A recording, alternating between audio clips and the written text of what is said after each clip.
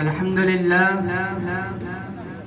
لله بيده تصريف الأحوال والصلاة والسلام على سيد المرسلين وعلى آله وأصحابه أجمعين.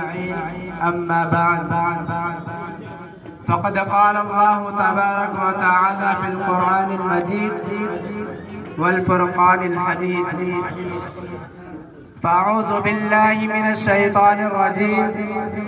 بسم الله الرحمن الرحيم. إن الصلاة تنهى عن الفحشاء والمنكر. قال رسول الله صلى الله عليه وسلم: بين العبد وبين الكفر ترك الصلاة. صدق الله مولانا العظيم وصدق رسوله النبي الكريم. وہ سجدہ روح زمین جس سے کانپ جاتی تھی، وہ سجدہ روح زمین جس سے کانپ جاتی تھی، اسی کو آج ترستے ہیں منبر و محراب. پیروان نجوم ہدایت و جانثاران ماہ رسالت، اللہ تبارک و تعالیٰ کا بڑا احسان عظیم ہے کہ حق تعالیٰ نے ہمیں اور آپ کو اس متبرک و منور مجلس میں بیٹھنے کی توفیق دی. بہت دنوں سے قلب میں آرزو و تمنا تھی کہ آپ حضرات کے روبرو نماز کو موضوع گفتگو بناؤ.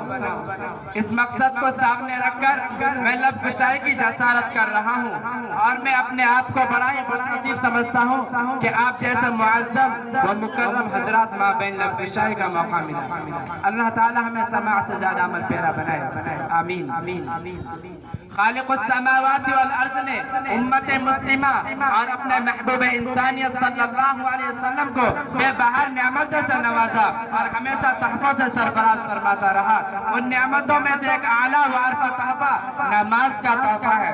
اس تحفہ کی فضیلت روز روشن کی طرح یہ ہے: اللہ تعالیٰ نے حج کو فرض پر نازل فرمایا، روزہ کو فرض پر نازل فرمایا، زکوٰۃ کو فرض پر نازل فرمایا، ایمان کو بھی فرض پر نازل فرمایا، تمام احکام کو فرض پر نازل فرمایا.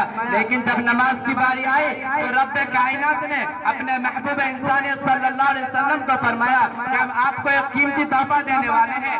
یہ تحفہ بہت اعلیٰ ہے، یہ تحفہ بہت عرفہ ہے. اعلیٰ و عرفہ شے کو اعلیٰ ہی جگہ عطا کیا جاتا ہے، لہذا نماز کو عرش الہی پر بلا کر عطا کیا گیا. برادران ملت، توحید اور ایمان کے بعد انبیاء علیہ السلام نے نماز کو اہمیت دی ہے، نماز کی تلقین کی ہے. قرآن میں جگہ جگہ اقیموا الصلاۃ ذکر کیا گیا ہے.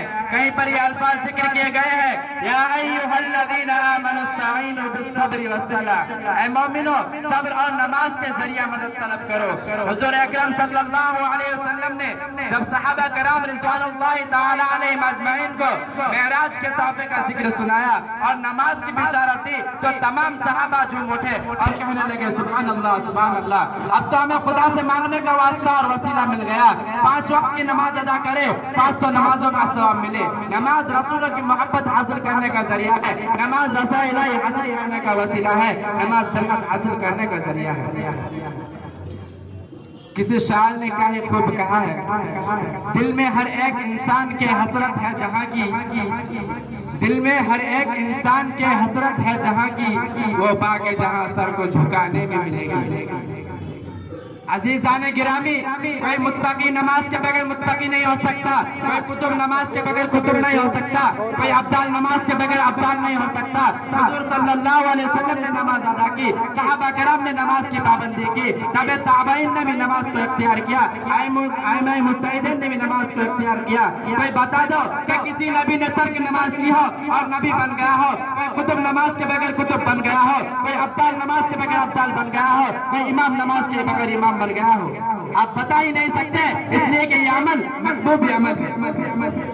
نماز سے قلوب کو روحانیت ملتی ہے، نماز مسائل و پریشانی کو ڈال دیتی ہے، نماز ایمان و عقائد کو قوت کر دیتی ہے. نماز اس وقت چراغ کا کام کرتی ہے جہاں 4 سمت اندھیرا ہی اندھیرا ہو، یعنی قبر میں. برادران اسلام، نماز ہے ایسا تحفہ جس سے شیطان کا منہ کالا ہو جاتا ہے۔ میں بغیر حوالے کے بات نہیں کہتا، مشکوٰۃ شریف اٹھاؤ، صفحہ نمبر 58 پر دیکھو، حضرت جابر رضی اللہ تعالیٰ عنہ فرماتے ہیں کہ نبی کریم صلی اللہ علیہ وسلم نے فرمایا بین العبد و بین الکفر ترک الصلاۃ، کہ بندے اور کفر کے درمیان صرف نماز کا ترک کرنا ہے۔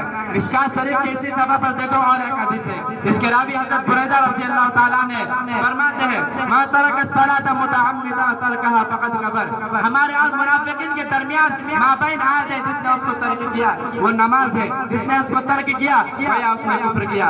حضور پرور صلی اللہ علیہ وسلم نے ارشاد فرمایا ما ترک الصلاۃ متعمدا فقد کفر، جس نے جان بوجھ کر نماز چھوڑی گویا اس نے کفر کیا۔ ان تمام احادیث سے نماز کی اہمیت اظہر من الشمس معلوم ہوتی ہے۔ حضور پرنور صلی اللہ علیہ وسلم نے اپنی آنکھوں کی ٹھنڈک نماز میں بتائی ہے۔ جب بندہ رب کائنات کے سامنے اپنے سر کو خم کرتا ہے تو اللہ تعالیٰ اپنے تمام انوار و برکات کے ساتھ بندے کی طرف متوجہ ہے اور بندہ رحمت خداوندی کا محور بن جاتا ہے۔ کسی شاعر نے کیا خوب کہا ہے،